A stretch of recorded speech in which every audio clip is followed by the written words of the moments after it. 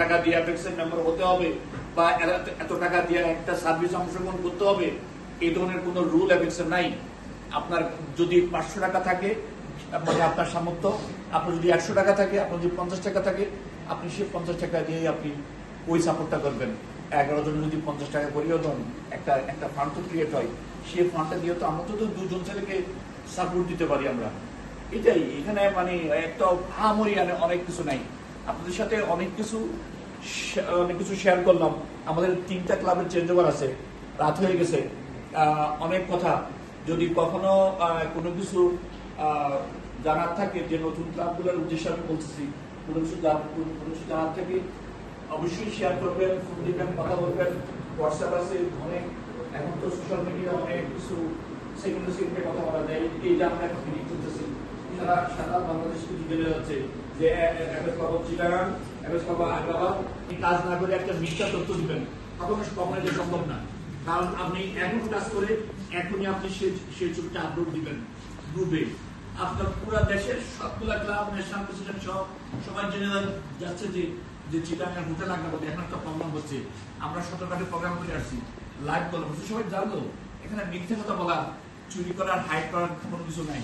আর চুরি করে মিথ্যা কথা বলে কখনো বলা হওয়া যায় না, কখনো আপনি এটা করতে পারবেন না।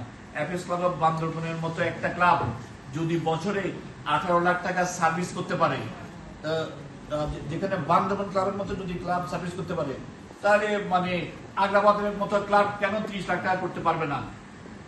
কেন? মানুষের জন্য কাজ করার যদি ভালো কোনো উদ্যোগ নেন, আল্লাহর কাছ থেকে সাপোর্ট পাবেন। সেই ভালো কাজ কখনো থেমে থাকবে না, এটা চলবেই চলবে। এটা জাস্ট সাময়িক, আপনি হয়তো কষ্ট পাবেন, কিন্তু বিন্দু মাত্র জানলা পরিমাণও আপনার পকেটে আসবে না। এই ধরনের যদি ইচ্ছা আগ্রহ থাকে, আপনি কখনো কোনো ভালো কাজে থেমে থাকবেন না।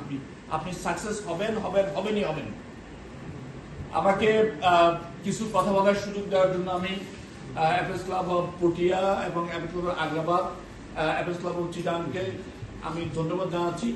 একটা ভালো প্লেসে এই চেঞ্জ ওভার করার জন্য।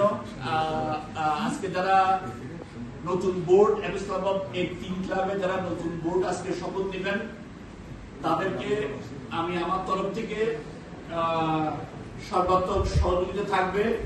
আপনি যে কোনো সার্ভিস, সিটিজেনশিপ, যে কোনো প্রোগ্রামে আপনি জাস্ট একটা ফোন কল দিবেন।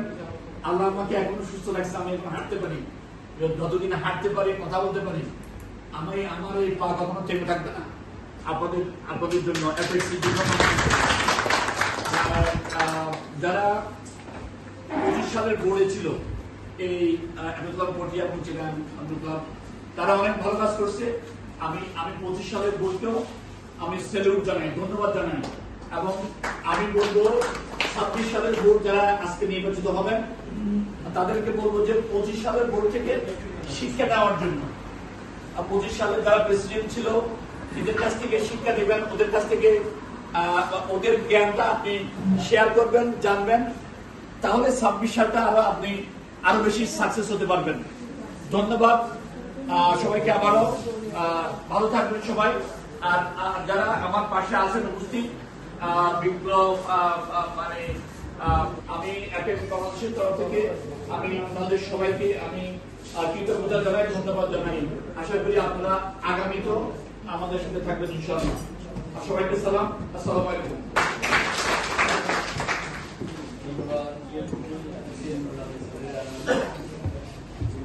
এখন আমরা সেন্ট্রাল সেরে করতে পারি।